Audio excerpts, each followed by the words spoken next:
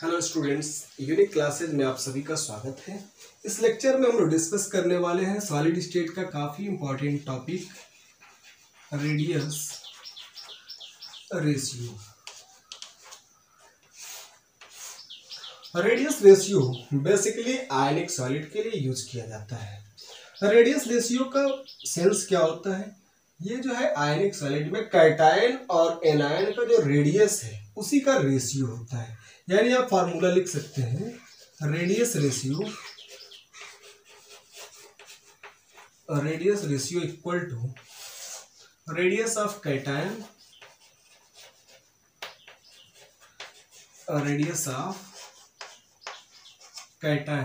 Upon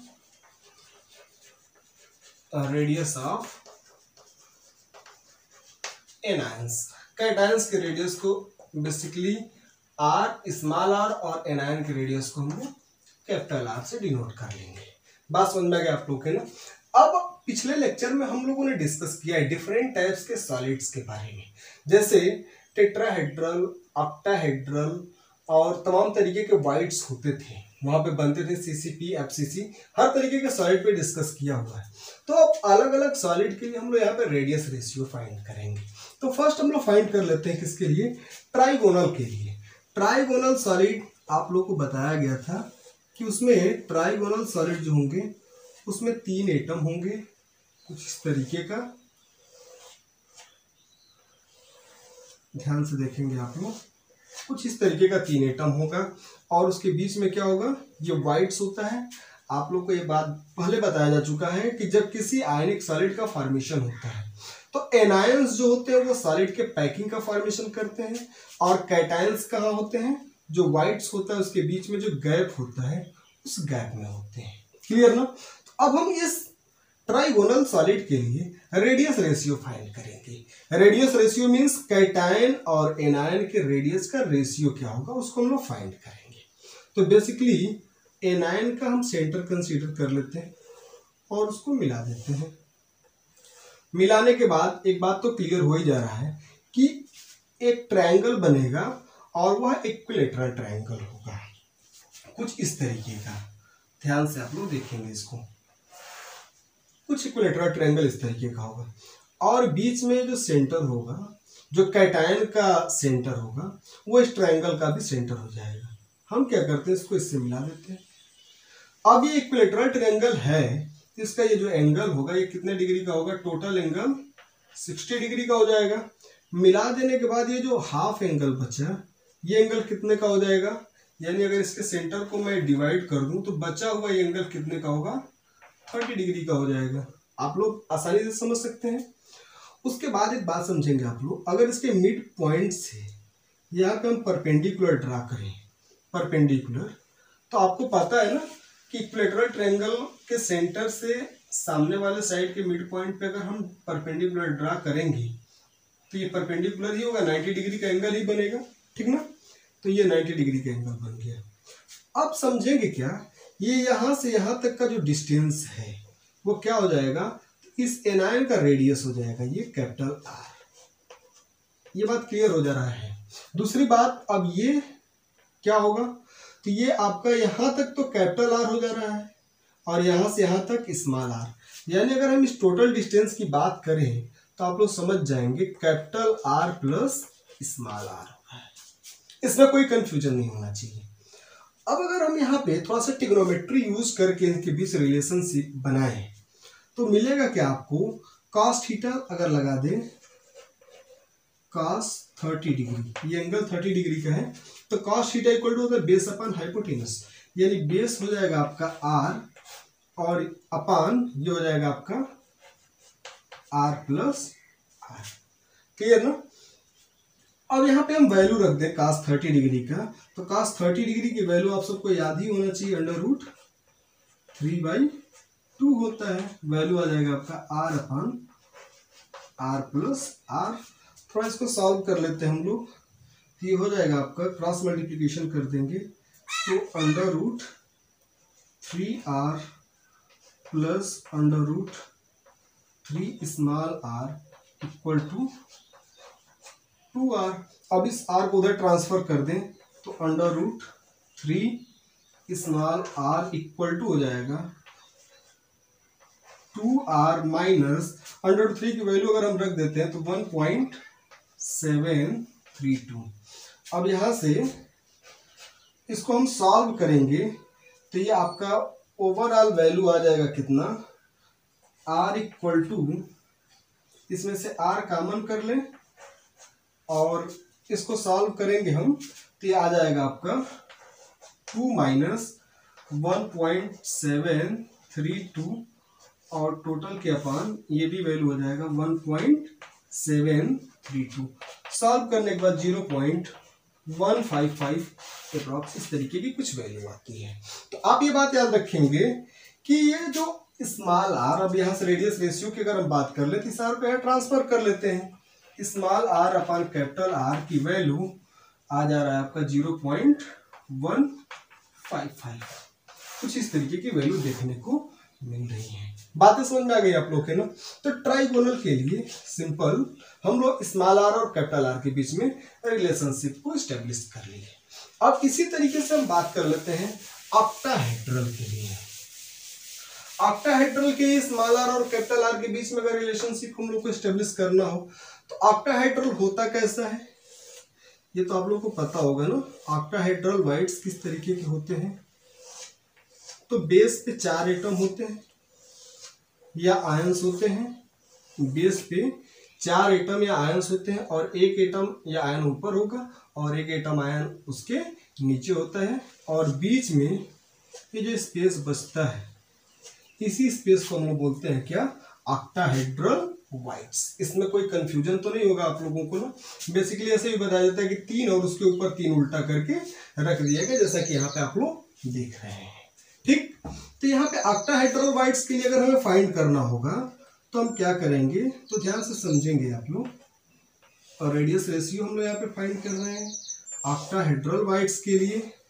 तो ये देख रहे हैं आप लोग, अगर चारों एनायन के सेंटर को मिलाएं तो एक स्क्वायर बन जाएगा और उसके बाद इसको हम लोग मिला देते हैं इसके सेंटर से, कैटायन के सेंटर से, और ये आपका जो एंगल होगा वो 90 डिग्री का हो जाएगा क्योंकि स्क्वायर के डायगोनल एक दूसरे को परपेंडिकुलर पे ही बाइसेक्ट करते हैं। ठीक ना। अब ये डिस्टेंस इसमें क्या हो जाएगा, ये आर हो जाएगा, ये भी कैपिटल आर हो जाएगा, ये तो आप लोगों को पता है। और इसमें अगर कोई ये डिस्टेंस लेंगे तो क्या हो जाएगा आपका small R plus capital R हो जाएगा। क्लियर। अब यहाँ पे हम करते क्या है, एक बार पाइथागोरस थ्योरम अप्लाई करते हैं। ये हो जाएगा इसका हाइपोटेनस, हाइपोटेनस जो हो जाएगा आपका 2r हो जाएगा। तो इसको हम जनरली बना लेते हैं क्या, a b और c, इस तरीके का कुछ बना लेते हैं। पाइथागोरस थ्योरम अगर हम लगाएंगे यहाँ पे तो हो जाएगा आपका r प्लस आर का होल स्क्वायर इक्वल टू हो जाएगा आपका r प्लस आर का स्क्वायर, देख रहे हैं आप लोग, r प्लस आर का स्क्वायर और प्लस r प्लस आर का स्क्वायर। इसमें कोई कंफ्यूजन तो होगा नहीं आप लोगों को। ये हो जाएगा आपका 2r का स्क्वायर, r प्लस आर आपका हो जाएगा ना 2r, यानी आप इसको लिख सकते हैं 4r square equal to 2r plus R का स्क्वायर। इसको डिवाइड कर देंगे हम लोग, ये हो जाएगा आपका r इक्वल टू, या 2 से डिवाइड कर देंगे ना तो हो जाएगा आपका r इक्वल टू 1 अपॉन, या लिख सकते हैं आप लोग r plus R by √2। Clear. या आप इसको थोड़ा सा और सिंप्लीफाई कर लें तो √2r equal to r plus R. Clear. अब यहाँ से अगर हम इसको थोड़ा सॉल्व करेंगे और तो इसकी वैल्यू जो आएगी वो कितनी आ जाएगी, तो √2 की वैल्यू होता है 1.414 r, और इसको भी इधर कर दे minus r equal to small r। तो अगर इतने में से 1r को हम माइनस करेंगे तो ये आ जाएगा आपका कितना, बता दें आप लोग, 0.414 r equal to small r। या आप लिख सकते हैं small r upon capital R equal to 0.414। Clear. तो इस तरीके से ऑक्टाहेड्रल बाइट्स के लिए कैटायन और एनायन के रेडियस का रेशियो हम लोगों को इस तरीके से मिल गया 0.414। क्लियर। अब अगर हम टेट्राहेड्रल बाइट्स के लिए फाइंड करें तो टेट्राहेड्रल बाइट्स में किस तरीके का रेडियस रेशियो मिलेगा, ध्यान से समझेंगे आप लोग। तो फॉर टेट्राहेड्रल होता कैसा है, तो टेट्राहेड्रल समझने के लिए हम लोग करते क्या, एक क्यूब बनाते हैं। ध्यान से समझेंगे आप लोग। टेट्राहेड्रल को समझने के लिए हम लोग क्यूब बना लेते हैं। बेसिकली ये इस तरीके का कुछ क्यूब बना लेंगे और ध्यान से समझेंगे एक एक टर्म को। ये हमारा टेट्राहेड्रल बाइट्स है। अब इसमें हम नाम रख देते हैं इसका ए। जैसे मान लीजिए एक एटम यहाँ पे हम कंसीडर करते हैं, एक एटम यहाँ पे कंसीडर कर लेते हैं, फिर क्या करते हैं हम लोग, एक एटम यहाँ पे कंसीडर करते हैं और एक एटम यहाँ पे। कुछ इस तरीके से टेट्राहेड्रल बनता है और फिर यहाँ पे सेंटर पे आपका कैटायन हो जाता है। ये सब एनायंस हैं। तो इसको हम ए, इसको हम बी और इसको हम सी, इसको डी और इसको हम ई मान लेते हैं। समझ में आ रहा है आप लोग के ना। तो और इसका हम एज लेंथ जो मान रहे हैं इस क्यूब का, वो मान ले रहे हैं स्मॉल ए। क्या मान ले रहे हैं, स्मॉल ए। कैटायन के रेडियस को कैपिटल आर ही मानेंगे, यानी capital R is the radius of anion. और स्मॉल आर यहाँ पे भी हम लोग कंसीडर करेंगे रेडियस ऑफ कैटायंस। ये चीजें आप लोग याद रखेंगे, ठीक ना। तो अब हम यहाँ से थोड़ा वैल्यू फाइंड करें। तो अगर ये ए है तो जैसा कि हम लोगों ने पिछले लेक्चर में डिस्कस कर लिया था, ये हो जाएगा हमारा √2a। हो जाएगा कि नहीं हो जाएगा, क्लियर ना। और अगर हम यहाँ से b और e की बात करें, BE, ये देखिए थोड़ा सा टेढ़ा हो जा रहा है, स्ट्रेट बनाते हैं। अभी इसको हम यहाँ पे कंसिडर कर लेते हैं। इसकी बात करेंगे तो √2a और ये हो जाएगा √3a, जैसा कि हम लोगों ने पिछले लेक्चर में डिस्कस कर लिया है। समझ में आ रहा है आप लोग के ना। तो ये जो √3a आएगा उसमें और √2a में क्या रिलेशन आएगा, तो अब देखेंगे ये जो √2a है ना, वो दो एनायन के रेडियस का सम होता है। यानी हो जाएगा आपका r plus r equal to हो जा रहा है आपका कितना, √2a। या यहां से आप कर सकते हैं 2r इक्वल टू √2a, या आप लिख सकते हैं r equal to a by √2। इतनी बात समझ में आ रहा है आप लोग है ना। तो ये हो गया आपका बेसिकली इसके लिए। अब हम अगर यहाँ पे डिस्कस करें तो यहाँ पे हमें क्या क्या मिलेगा, ये यहाँ पे कोई पॉइंट नहीं है, लेकिन अगर यहाँ से इसको होते हुए यहाँ पे आए तो डिस्टेंस सेम ही होगा, इसलिए स्ट्रेट लाइन कंसीडर कर लेते हैं। तो यहाँ पे हो जाएगा आपका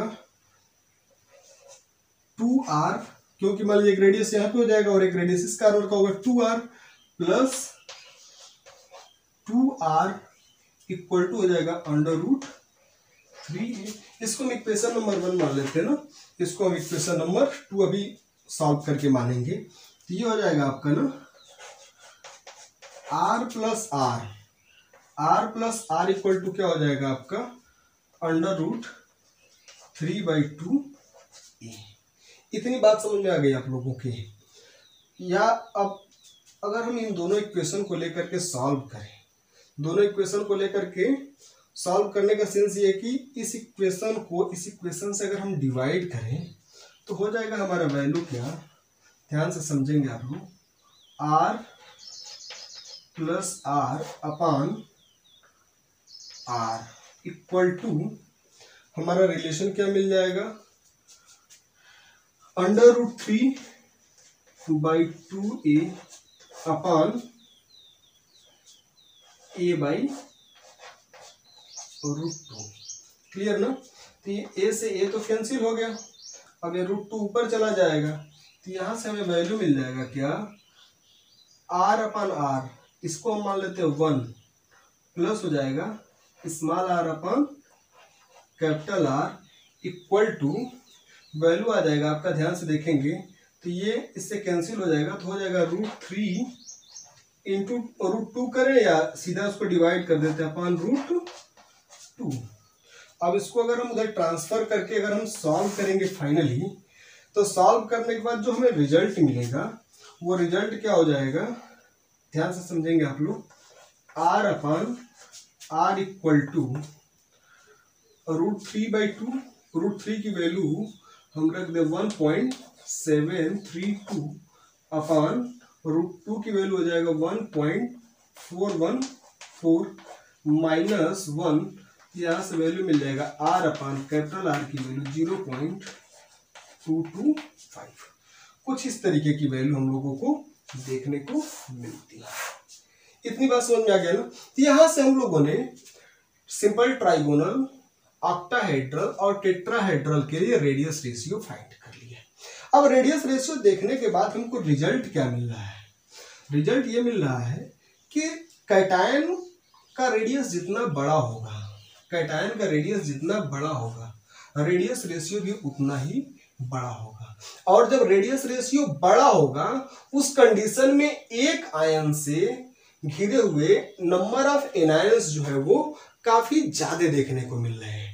और जब नंबर ऑफ एनायंस ज्यादा होगा तो वहां पे कोऑर्डिनेशन नंबर भी ज्यादा होगा। बात समझ में आ गया ना। तो एक बात आप लोग याद रखेंगे और इसमें कि जब भी रेडियस रेशियो ज्यादा आएगा तो उस आयनिक क्रिस्टल की जो स्टेबिलिटी है वो ज्यादा होगी। नीट वगैरह के एग्जाम में काफी इस तरीके के क्वेश्चन दे दिए जाते हैं, रेडियस रेशियो दे दिया जाता है, क्रिस्टल की स्टेबिलिटी पूछ ली जाती है, तो आप उस पर भी याद रखेंगे कि स्टेबिलिटी हाई तभी होगी जब रेडियस रेशियो ज्यादा होगा। क्योंकि फजांस रूल में भी आपने पढ़ा है कि कैटायन का साइज बड़ा करेंगे, एनायन का साइज छोटा करेंगे, आयनिक कैरेक्टर बढ़ता जाता है। ठीक ना, इस पॉइंट को आप याद रखेंगे। क्लियर? तो इस लेक्चर में इतना ही, अब आगे हम लोग अगले लेक्चर में डिस्कस